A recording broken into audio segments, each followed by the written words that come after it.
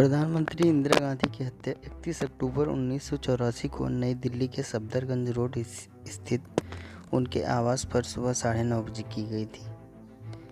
हत्या की वजह थी operation blue star. Operation blue star के बाद उनके सिख अंगरक्षकों सतवंत सिंह और बेअंत सिंह ने गोली मारकर उनकी हत्या कर दी थी। ऑपरेशन ब्लू स्टार एक भारतीय सैन्य अभियान था जो उस समय 1 जून से 8 जून तक 1984 के बीच किया गया था। यह आदेश पंजाब के अमृतसर में हरमंदिर साहिब परिसर की इमारतों से सिख उग्रवादी नेता जरनैल सिंह भिंडरावाले और उनके सशस्त्र अनुयायियों को हटाने के लिए इंदिरा गांधी ने दिया था।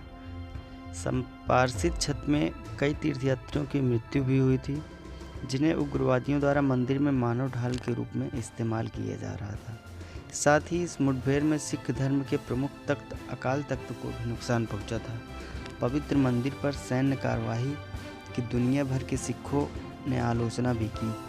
इसी वजह से ऑपरेशन ब्लू स्टार के बाद प्रधानमंत्री इंदिरा गांधी के जीवन पर खतरे की धारणा बढ़ गई थी। तदनुसार हत्या प्रयास के डर से आसूचना ब्यूरो द्वारा सिखों को उनके निजी अंगरक्षक टुकड़ी से हटा दिया गया था।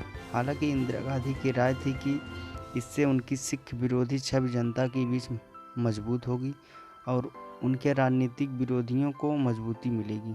अतः उन्होंने विशेष सुरक्षा दल को अपने सिख अंगरक्षकों को फिर से बहाल करने का आदेश दे दिया, जिसमें बेअंत सिंह भी शामिल थे।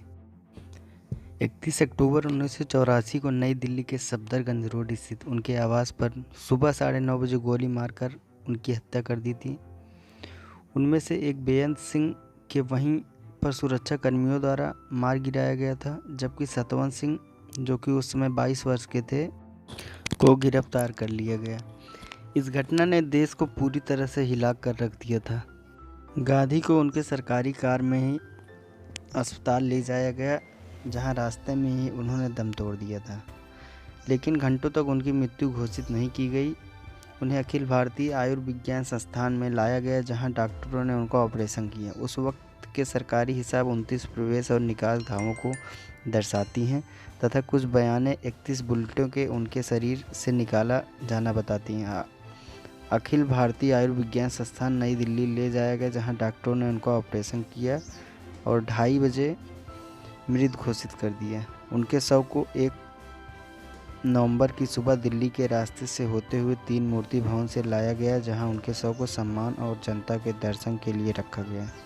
3 नवंबर को राजघाट के पास उनका अंतिम संस्कार किया गया था और इस स्थान का नाम शक्ति स्थल रखा गया। उनके बड़े बेटे और उत्तराधिकारी राजीव गांधी जी ने चिता को मुखाग्नि दी थी।